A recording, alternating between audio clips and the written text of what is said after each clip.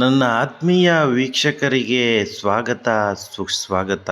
ನಾವು ಹೊರಟಿದ್ವಿ ಶ್ರೀ ಚಾಮುಂಡೇಶ್ವರಿ ಅಮ್ಮನವರ ದರ್ಶನ ಮೈಸೂರಿಗೆ ಬಂದಿದ್ದೆ. ಮೈಸೂರಿಗೆ ಇಳಿದಿದ್ದೆ. ಒಂದು ಕನ್ನಡ ಮಾತೆಯ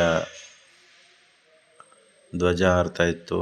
ಅದನ್ನು ಶೂಟ್ ಮಾಡಿಕೊಂಡು ನಾವು ಈ ಒಂದು ಮೈಸೂರು ರೈಲ್ವೆ ಸ್ಟೇಷನಿಂದ ನೆಕ್ಸ್ಟು ಡೈರೆಕ್ಟಾಗಿ ಬಂದಿದ್ದೆ ಚಾಮುಂಡೇಶ್ವರಿ ದೇವಿ ದರ್ಶನಕ್ಕೆ.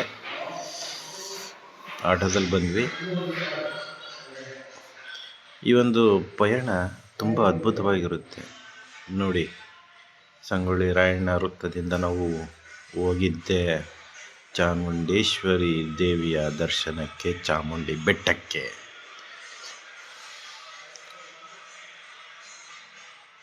ಈ ಒಂದು ದರ್ಶನ ವರ್ಷದ ಮೊದಲ ದರ್ಶನವಾಗಿದೆ. 2020 ಹೊಸ ವರ್ಷದ ಮೊದಲ ದರ್ಶನವಾಗಿದೆ ನೋಡಿ. ಈ ಒಂದು ದರ್ಶನ ಅದ್ಭುತವಾಗಿದೆ.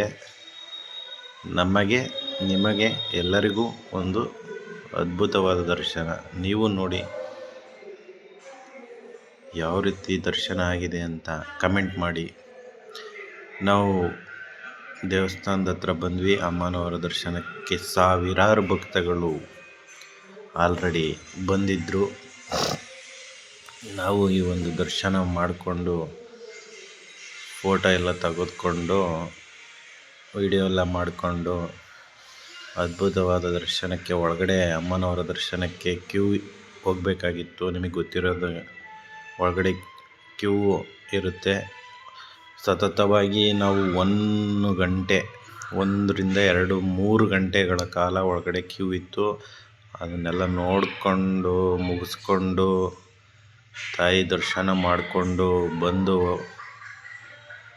ಹೊರಗಡೆ ಬಂದ್ವಿ. ನೆಕ್ಸ್ಟು ನಾವು ಹೋಗಿದ್ದೆ ನಂಜನಗೂಡು ಶ್ರೀಕಂಠೇಶ್ವರ ದೇವಸ್ಥಾನಕ್ಕೆ. ಇದು ನೋಡಿ, ನಂಜನಗೂಡಿನ ಶ್ರೀಕಂಠೇಶ್ವರ ದೇವಸ್ಥಾನ. ಇದು ಕೂಡ ಒಂದು ಅದ್ಭುತವಾದ ದೇವಸ್ಥಾನ. ಇಲ್ಲಿ ಮುಂದೆ ಬಸವಣ್ಣ ಇರೋದು ದೃಶ್ಯ ನೋಡ್ಬೋದು ನೀವು. ಈ ಒಂದು ದರ್ಶನ ಯಾವ ರೀತಿ ಆಯಿತು ಅಂದರೆ ಅದ್ಭುತವಾಗಿ ನಡೀತು.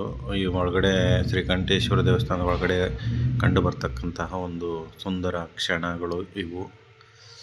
ಅಲ್ಲಿ ಯಾವ ರೀತಿ ಶಿಲ್ಪಕಲೆ ಮೂಡಿದೆ, ಹಳೆ ಕಾಲದಲ್ಲಿ ಇರ್ತಕ್ಕಂತಹ ಒಂದು ಕಲ್ಲಿನ ಒಂದು ದೇವಸ್ಥಾನಗಳು ಯಾವ ರೀತಿ ಕಂಡುಬರುತ್ತೆ, ಆ ಅದ್ಭುತವಾದ ಸುಂದರವಾದ ಕ್ಷಣಗಳನ್ನು ನಾವು ನೋಡಲಿಕ್ಕೆ ಎಷ್ಟು ಅದೃಷ್ಟವಂತರು.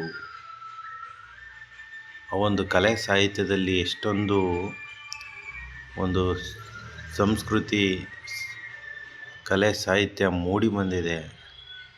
ಒಂದೊಂದು ನಾವಿವಾಗ ಚಾಮುಂಡೇಶ್ವರಿ ದೇವಿ ದರ್ಶನ ಮಾಡಿಕೊಂಡು ನಂಜನಗೂಡಿಗೆ ಬಂದಿದ್ದೀವಿ. ನಂಜನಗೂಡಲ್ಲಿ ತುಂಬಾ ಅದ್ಭುತವಾದ ಒಂದು ದರ್ಶನ ಆಯಿತು. ನಂಜನಗೂಡು ನೋಡಿ, ದೇವಸ್ಥಾನ ಎಷ್ಟು ಹಿಂದ್ಗಡೆ ಕಾಣಿಸ್ತಾ ಇದೆ, ಎಷ್ಟು ಅದ್ಭುತವಾಗಿದೆ. ಸಂಜೆ ಟೈಮಲ್ಲಿ ಸ್ವಾಮಿ ಶ್ರೀಕಂಠೇಶ್ವರ ಸ್ವಾಮಿ ದರ್ಶನವನ್ನು ಮುಗಿಸ್ಕೊಂಡು ನಾವು ಇವಾಗ ಮಲೆ ಮಹದೇಶ್ವರ ಬೆಟ್ಟಕ್ಕೆ ಹೋಗೋಣ ಅನ್ನೋ ಪ್ಲ್ಯಾನಿಂಗಲ್ಲಿದ್ದೀವಿ. ಬಸ್ ಎಷ್ಟು ಗಂಟೆಗಿದೆ, ಇಲ್ಲಿಂದ ಡೈರೆಕ್ಟ್ ಬಸ್ ಇದೆಯಾ ಅಥವಾ ಇಲ್ಲವೋ ಅದನ್ನು ಚೆಕ್ ಮಾಡಬೇಕು. ಅದಕ್ಕೋಸ್ಕರ ಹೋಗ್ತಾ ಇದ್ವಿ. ಇಲ್ಲಿ ಒಂದು ಈಶ್ವರನ ಮೂರ್ತಿ ಇದೆ, ಅದನ್ನು ನಿಮಗೆ ತೋರಿಸ್ತೀನಿ ಯಾವ ಥರ ಇದೆ ಅಂತ ನೋಡಿ. ಹಿಂದ್ಗಡೆ ಈಶ್ವರನ ಮೂರ್ತಿ ಸೂಪರಾಗಿದೆ. ಈಶಾ ಫೌಂಡೇಶನ್. ಆವತ್ತು ಬರಬೇಡ ಅಂದೆ, ನಾನು ಬರಲ್ಲ ಅಂದೆ. ಇವತ್ತು ಬಾ ಅಂತ ಇದೀಯಾ, ಹಾಗೆ ಬರ್ತೀನಿ.